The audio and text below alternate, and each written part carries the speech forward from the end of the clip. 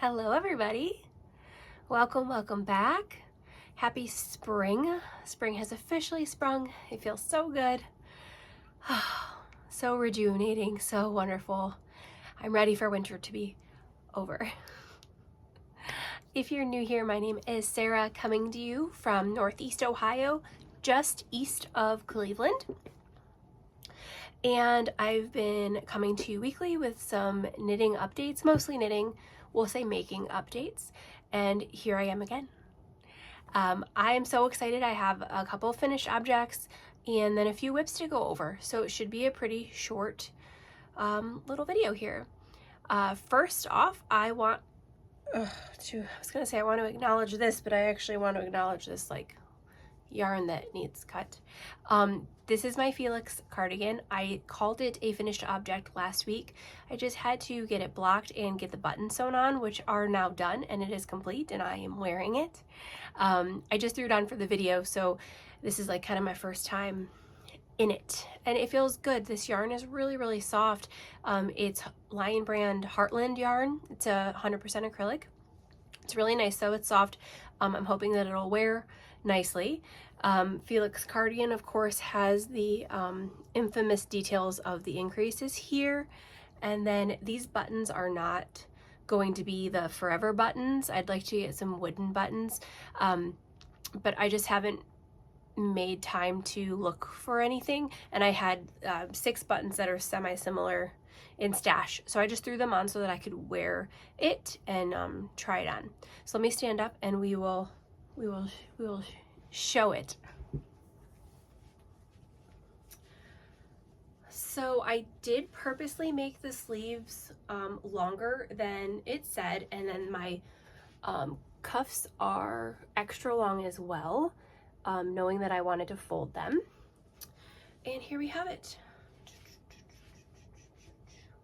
It is very roomy. There is a ton of positive ease. I don't know what my thoughts are on it yet. I really like the color of this yarn a lot. Like it's not anything I have in my wardrobe at all. That's gonna drive me crazy. I have to fix that. I am disappointed with myself in terms of the button placement.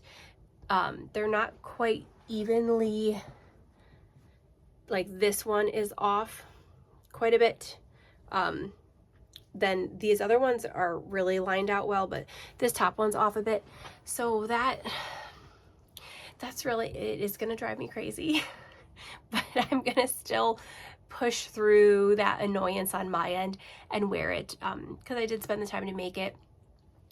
If I ever made it again, well, I probably would make this again, but I would probably make a smaller size. I would like one a little more fitted, and the neckline is pretty loose on it, which I know I could have gone down a needle size, but I really wanted, it was more important to me that all of my ribbing matched.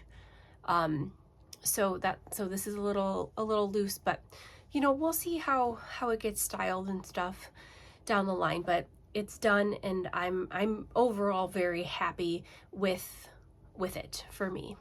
So yeah, and I definitely I'm not by any means upset that it's oversized. I am very happy with that. But now seeing how nice it is and everything, if I made it again, I would also want an option of a more fitted one too. So pattern was fantastic, very easy to follow, and yeah, it was really enjoyable.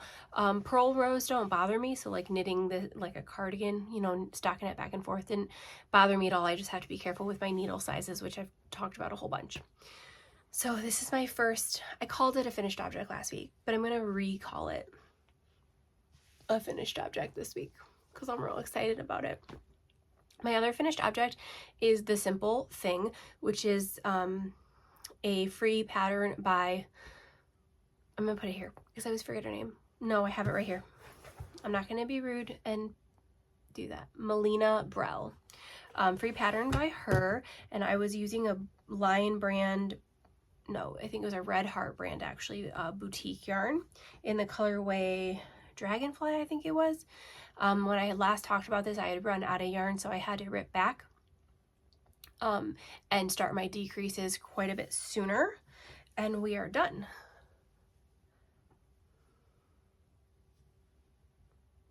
The yarn is already really fuzzing up. I don't even know if you'll be able to see it, but just from me ripping it all back, but that's okay. This is going to just be more of like an outer wear kind of scarfy shawl situation anyway for me, like with my coats or my jean jacket in the springtime transition.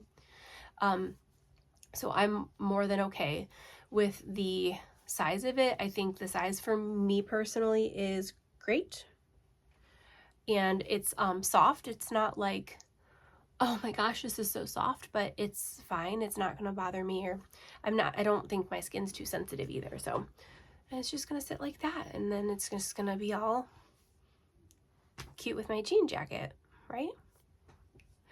I'm happy with it. It's just it's really nice to have some more color in my wardrobe. I tend to stick with like navies. Well, navy's really like my neutral. I don't wear a super ton of black, but so it's just nice to have color. I'm excited. That was part of my my Make 9 goals as well, was to just kind of add some more color to my life. So very happy with that. Yay. And it's just done, which is important, the important thing. Okay, I have to button this because that little yarn tail is going to drive me crazy till I can cut it. So, ugh, if only they were all, anyway. And then here, let's talk about, sorry if you can hear noise. My kids are on spring break this week, so dealing with those noises right above me. So vanilla socks I'm working on. This is a yarn colorway by Hypnotic Yarn. It was a collaboration with a pattern designer. I think this, I always get the name wrong, but it's like Return of the Electric Fairy or something along those lines. I don't think it was ever available besides with the collaboration where you got the shawl pattern too, or scarf pattern, sorry. And it's just like, I don't know. I normally don't love this much color, but this yarn is so fun. It's like, just reminds me of like, I don't know, like a unicorn throwing up or something. I hope that's not offensive because it's not meant to be. So I have one sock done. I was just doing a vanilla sock with a strong heel. So one sock is done, and then I am just starting the heel on the second sock. So not too much to show there, just vanilla socks. On the needles, quick, easy, on the go project. That. Next, I wanted to talk about my Fidget socks. Now these guys were a problem for me. They were not supposed to be.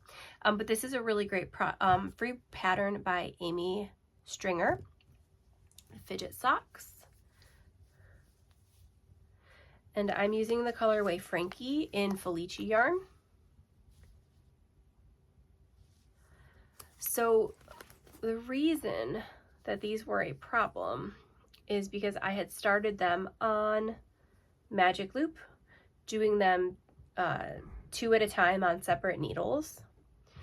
And I don't know why I forget this, but when there's like slip over or slip stitches or like patterns like that, I can never get my tension quite right on Magic Loop. So I had gotten to, I think, this gold color last week. Excuse me. This gold color last week on the Magic Loop, and I just wasn't, there was just some, I just didn't like how it was turning out. And I was even while I don't know how to say this well, but like while I was doing the pattern when needed to, I would change the rotation of, not the rotation, but I would change the I was doing everything I could basically to keep them on Magic Loop, because that has lately been my preferred method. But it wasn't working out. So I ended up ripping back to the ribbing here and switching to 9-inch circulars, which 9-inch circulars are harder on my hands, so I can't quite knit as long as like periods of time. But my tension is much better with patterns, textured patterns like this. I hope you cannot hear that. If you can, I promise they're fine.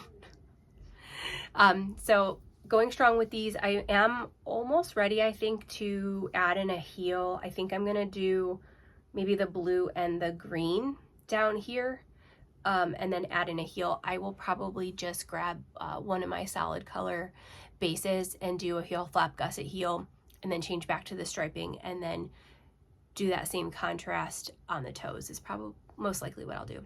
So these are good. It's a really, really, really easy to memorize pattern, which I appreciate a lot. So I'm having fun with that now that they're on 9-inch circulars. Next up is my Whiteshell tank by Janine from Knits and Knots.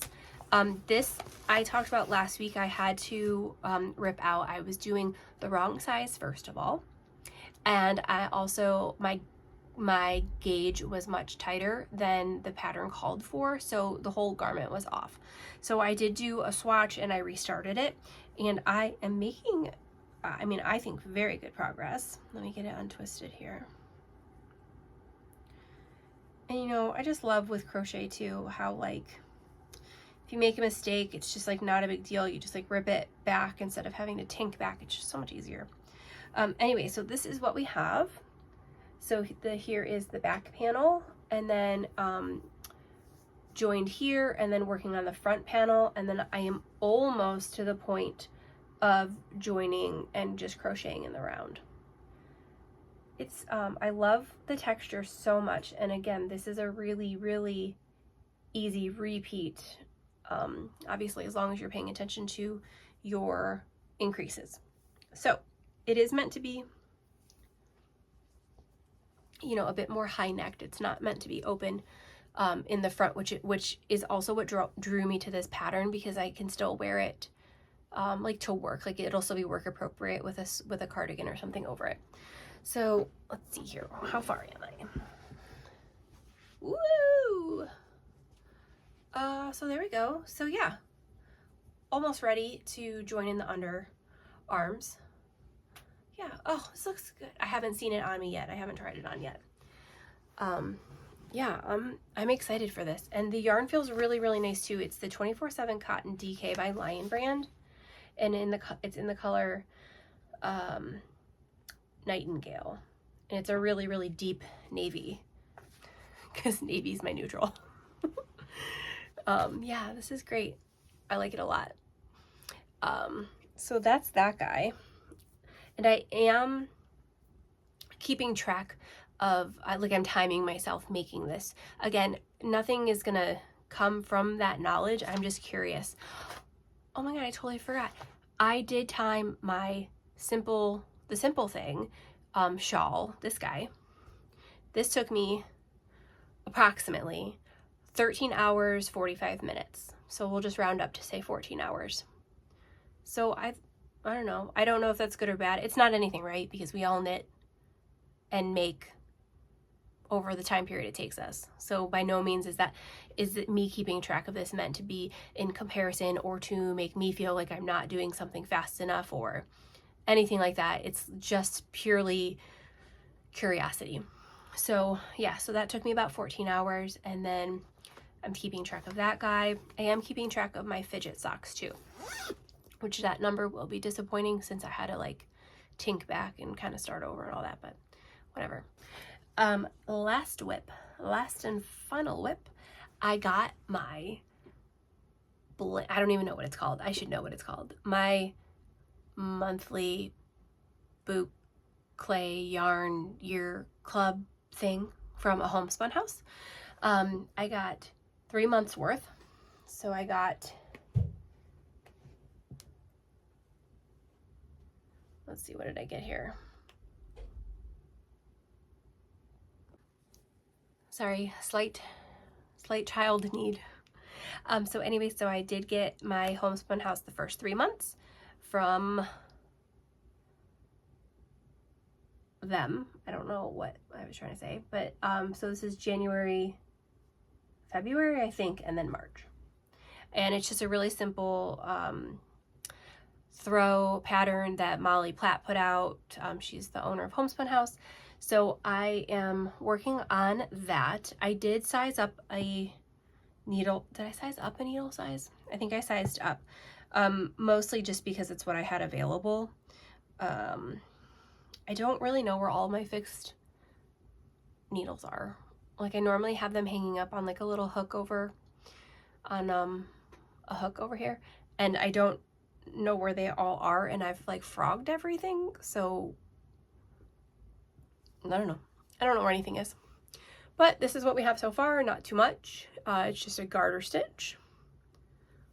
Yeah, that's it. Nothing to really write home about. I do think this is still early on, but I do think that boucle yarn is not my favorite to work with. I'm finding it pretty hard on my hands, so I would really, really like to be able to keep up with each colorway of the month, like in that month. But seeing as how it's almost the end of March, and I don't think I'll be able to get these all. I know I will not be able to get these all done by the time my April colorway gets here. So I think that my best bet for actually finishing this, hopefully this year, or, you know, soon after the year ends, is to really just dedicate doing, like, I don't know how many, like a certain amount of rows on it, like every day, or like just picking it up and working on it for a little bit every day, no matter what that means. I mean, there's a lot of stitches crammed on here, so I think like one row, I didn't time it, and I'm not keeping track of it. I don't want to keep track of long-term projects like for a whole year, but I think like knitting one row probably takes me like 10 or 15 minutes. So I mean, if I spend an hour, you know, I don't know how I'm gonna quite tackle this yet, but I mean, I'm excited to have the end product.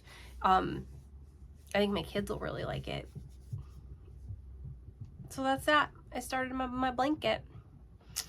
I still have a lot of whips and things laying around that probably should get some love, but you know, I just have to work on what I feel like working on. Otherwise it just becomes a chore, and I never ever want making to be that. So yeah, we'll see. It's kind of nice with my kids being on spring break because I don't, well, I mean, a lot of things are nice about it, but selfishly, I don't have to get up in the morning and do the school routine. So I now am able to take that time. I'm still getting up at the same time, but I'm able to take what would have been school time, getting ready for school time, and I'm just able to sit and knit or crochet or whatever for a little bit longer in the mornings. So that's nice. That was nice to have that extra time this morning. Besides that, I think that this seems to happen to everybody in the spring. Excuse me. But I really just want to cast everything on. And it's like always a problem for me. I mean, not like really a problem, because obviously I can do whatever I want, but I just, after finishing this, I just still am on such a kick to like knit all the sweaters, but we're now also transitioning into like a new season, and I have so many like spring and summer things that I want to make and finish. Like I have a few spring summer whips that are kind of close to like being done. Like I would say 50% or more than 50% being done. So I really want to just get those off the needles too. But I don't know, I just want to cast on so many sweaters. And sweaters are not a problem for me in terms of like seasons, because I wear sweaters all year long. And I think that I'm giving myself pressure because I know that come summertime I won't like physically want to work on knitting sweaters. So I feel like I need to stop my spring summer plans and like focus on the knits or the knit sweaters while it's still like a little bit cooler outside, because those weeks thankfully are dwindling of the cooler weather. I don't know, I'm just like excited. I'm just excited to make everything. And I mean I know that a lot of people feel that way, but I just want to cast everything on. but I can't because I really need to focus on finishing projects. My heart. I just want it all. I just want it all. Very quickly, reading, if you have an extra minute. Last week I was reading, what is it called? We Solve Murders by Richard Osman. It is a second series of his. He wrote the Thursday Murder Club. And I was waiting for my third book of that series, and this one popped up ready to listen to, so I started listening to it last week. And it does not seem that the storyline is like follows, I don't know how to say this properly, so I'm just gonna, there were characters that were referenced in We Solve Murders that were in Thursday Murder Club. And I was getting into it and I was like, wait a minute, that guy sounds familiar, that guy sounds familiar. And it's not the same storyline at all. But it gave me pause because I was worried that something would be given away that I hadn't read yet, because I still have the third and fourth book to listen to of the Thursday Murder Club. So I actually paused We Solve Murders. I sent it back to the library because it does have quite a wait list. And then it was so weird, like when I sent it back, like literally same day, the third book of Thursday Murder Club, which is The Bullet That Missed. Is that right? Yeah, The Bullet That Missed became available, like literally. So that was weird. So I'm listening to that one right now. So it's The Bullet That Missed by Richard Osman, the third in the series of the Thursday Murder Club. And then there's a fourth book. So I have that one on hold already. Same old, like love it, love his writing style, love the book, love the voice character. All good. Love it. Really like the series. I'm in it. So I'm just listening to that right now. And I'm actually like splitting my listening time up weird too. I really like to have audiobooks on while I'm knitting. But I've been finding lately that I've been catching up on podcasts, like audio podcasts that I haven't listened to in a really long time. So I've kind of more been switching gears into listening to podcasts over audiobooks. But still trying to get that into, because I do enjoy like the storytelling aspect of it. So kind of mixing it up with what I'm listening to. If anybody has any good audio podcasts, always down for it. I feel like I have like quite a variety of things on my like saved list for that, but I don't listen to anything enough to know what else is out there, I guess. That was not a good explanation, but if you have any audio podcast recommendations, always happy to hear them. That's it, you guys. Let's wrap it up nice and tidy. I think we stayed under 20 minutes, maybe. I don't know. Have a lovely day. And as always, I do hope you are making something that makes you happy. Bye, guys.